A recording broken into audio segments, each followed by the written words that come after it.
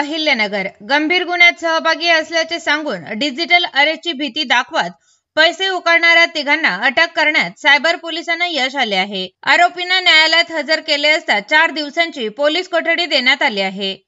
विजय रंगनाथ चिमटे राहणार भाळवणी तालुका पारनेर, अभिजित अजिनाथ गीते राहणार दादेगाव तालुका आष्टी जिल्हा बीड, अक्षय संजय तांबे राहणार सलबतपूर तालुका नेवासा असे अटक केलेल्या आरोपींची नावे आहेत।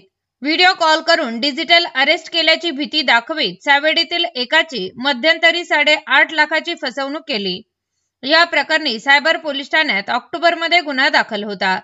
सायबर पोलिसांनी सदरचा गुन्हा तपास हाती घेत तांत्रिक विश्लेषण केले, त्यात आरोपी जिल्ह्यातच असल्याची माहिती मिळाली।